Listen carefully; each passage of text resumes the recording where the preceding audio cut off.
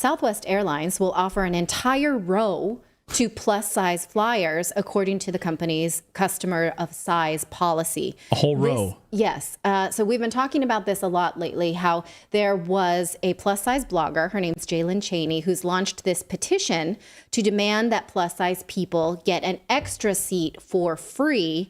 She also still wants bigger aisles and bigger bathrooms. She hasn't got to this one yet, but Southwest Airlines did succumb to this policy. They said, yeah, okay, we'll do that. Their new policy says that plus size passengers can purchase one seat and get the adjacent seat for free. And there's specific ways that you do this. You either can buy two seats or you get there and you get a pass for the second seat. But the airline says that they'll be flexible so that if an extra plus size person needs the seat next to them and the seat next to that, or maybe one on either side, they can accommodate that, which would mean the entire row. They are the only airline to have a policy like this. Now take a look at this customer of size policy. Very little at the bottom. It says that they will honor this even if the flight oversells. Whoa, wait a second. So if okay, we're going away for the holidays, our whole family's there, we got 3 kids, 5 of us, the flight is oversold. Then they will, what that means is they will kick people off the flight. They will kick paying customers off to honor this extra seat policy. And what they'll do is they'll first ask, they'll make an announcement. Yeah. We've all seen it, right? They'll make an announcement over the loudspeaker. Hi, this flight is oversold. We're going to give a free voucher for anyone who would like to take a later flight. Yes. Or tomorrow. You can come back to the airport tomorrow and we'll pay you we'll give you a voucher and like $100 bonus or something like that, whatever, to come back tomorrow. We'll kick you off. If anyone, any takers, and usually no, because people are traveling, they need to go someplace for on purpose. And then if they don't have any takers, then they start going through and kicking people off the flight. Yes, they will. And so the people, you know, the way Southwest boards is you don't reserve a seat. It's sort of like cattle, A, B, and C. So it's either C people didn't get on, you didn't get a seat, you got to go, right? And the thing is about this extra seat is that you get priority boarding, or you have to ask for it because you are a person with extra medical needs. And so a plus size person will board first, put their pass down on that seat, and it can't fill up. So if you're a paying customer who just happened to get a C because you are A, B, and C, you're not going to get on. And one thing, though, they say they don't force people out of their seats. So if you don't board early and there's not an extra seat for you, you're kind of out of luck. So you have to board early and do that "this seat is taken" bit, or put that pass down on it. They say anyone can qualify as long as their body precludes them from putting the armrest down. So as you know, I can't go there and say, I'd like an extra seat just because I want to. I'm feeling kind of bloated today. Doesn't work. You have to actually not be able to. Do they put you know how they test your luggage in those like metal cart things? They're like, hey, will your luggage fit in this thing? And then if not, sorry. So they have you sit in like some sort of a fat container. And then see if it goes down. Like, all right, come on. You got to go over here and sit in the fat seat. And if the arm thing doesn't come down, then you get a free seat. I guess that's only fair, right? They weigh the dog. The dog has to be under 9 kilos. Like if you want a free seat and you want a whole row, you got to sit in the fat seat, and we got to see if you're legitimately, going to spill over into the other aisle. Right. Now, this blogger, Jalen Chaney, who is at the forefront of this movement. When you say blogger, she's a TikToker. TikToker. Yeah. We'll call her that. Has admitted that retrofitting for larger people and giving them extra space will drive costs up for everyone. But given that no U.S. state has an obesity rate under 25%, I guess she thinks that's worth it because there are enough overweight people to drive up the costs for the rest non-overweight people. Now, remember, we showed you this video of her demands for hotels to follow suit and retrofit.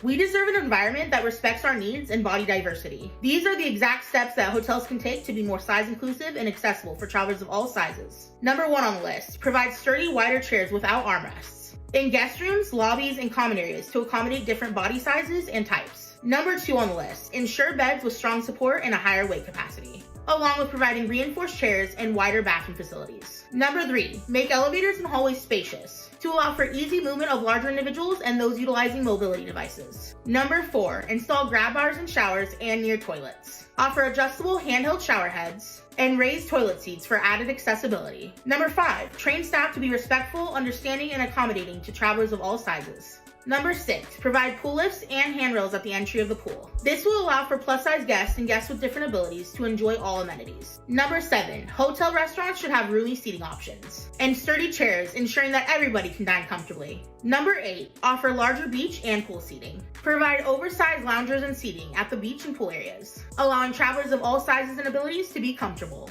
Number 9, hotels should provide size-inclusive bathrobes. These should go up to a size 6X and beyond. And hotels should also provide bath sheets or plus-size friendly towels so that travelers of all sizes and abilities can use them comfortably. And last but not least, this is an important one. Display clear and accurate information on these amenities on hotel websites. Include weight limits, seat dimensions, and things like that. And include information on the size-inclusive amenities available. This will help plus-size travelers make informed decisions. By implementing these size-inclusive hotel amenities, hotels can become more inclusive and accommodating. Be sure to hit that follow button for more plus-size travel tips and share this with someone.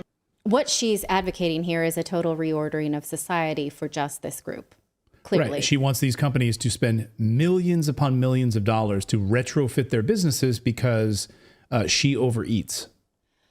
Right. Well, that's the way you want to cover this, yes. And the way that CNN covered this when this story became part of the conversation earlier this year is with this human rights, as a human rights issue, with this expert saying, well, I'd be concerned to see this type of argument being advanced where immutable characteristics of a person are being used for assessing fees. Whereas should she pay extra because she has a larger body? And he's saying, yeah, she should. She should not have to pay extra because this is an immutable characteristic. What he's saying is being overweight is immutable. That is false. Being overweight is mutable. Obesity is not a disease. A disease is a cellular malfunction. Obesity is an addiction that causes disease. It's linked to every type of cancer known to man, diabetes, and which is now known to be linked to Alzheimer's. So this narrative is that obesity is immutable, but biological sex is mutable. Get the heck out of here with that. Now, the major problem with this is not just about being insensitive or mean to fat people, which I never want to do. It's about the expanding powers of the medicine arm of the state. This is what Thomas Saz, author of Pharmacracy, has been warning about since the 60s. He says alcoholism, obesity, suicide, and violence, they say, are killing Americans. Individuals are not responsible for eating or drinking too much, for killing themselves or others. It's a rejection of personal responsibility for one behavior or another. It drives the politics of therapy. Right? The government declares a war on drugs, cancer, heart disease, obesity, mental illness, poverty, racism, sexism, suicide, and violence. However, drug addicts refuse to abstain from drugs. The obese overeat. The mentally sick reject being treated. Coping with these and other health emergencies requires enlarging the scope and coercive powers of medicine as an arm of the state, which actually has happened. And we've seen it happen since the pandemic. Not only does this expand the government's medicine state, but it erodes your freedom. Also, it leads to a divisive society because people who are not a part of this protective group say, well, how come I don't get those privileges? For me, especially who's traveled a lot with a lap infant, I think, well, why don't I get an extra seat for my baby? That's extra weight. It's an extra person. And it's hard to fit in between those two armrests with a tiny baby. Why don't I get a free extra seat for that? I don't. Here are some other responses saying, well, this guy says I'm 6'6". They never offered me an extra seat because I don't fit. She says, you need to pay. He says, you need to pay. I would love to lay down. I'm 6'2". I'm not 6'6". Holy smokes. And I would like to, on an overnight flight, instead of, paying for like the business class or the first class stuff or whatever, I'd like a whole row as a bed. Well, Clayton, for sure your legs don't fit, right? And so if we're talking about fit, it's one every thing time I'm sitting there, somebody in front puts that tray table down or slides back or like wants to recline 5 inches, it smashes my knees. Right. And I have to put my legs like out in the aisle where then the drink cart comes by and smashes my knee. So but if you want the seat with extra leg room, you do have to pay. Yeah, I have to pay for it if I want the extra leg room. So you have to pay this way, but you don't this way. Right. So then I'll get a free row from now on. I'll claim the fat tax and I'll just turn sideways and I'll just take up a whole row and lay back and get a pillow. Clayton would do it too because he likes that kind of confrontation. And finally, here is this woman named this is Proud Patriot saying glamorizing obesity is not a good look. Southwest Air.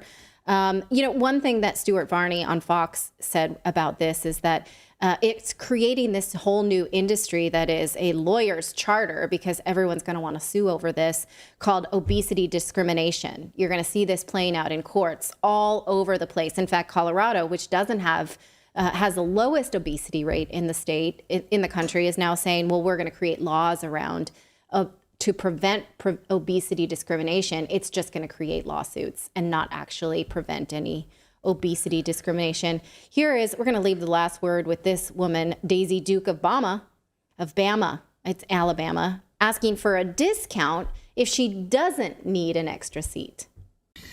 So I see where Southwest Airlines is now offering seating to obese and or person of size, a plane ticket, and giving them an additional seat for the same price. So my question is, all this is great and wonderful, people of size, but am I going to get a discount for being a normal BMI?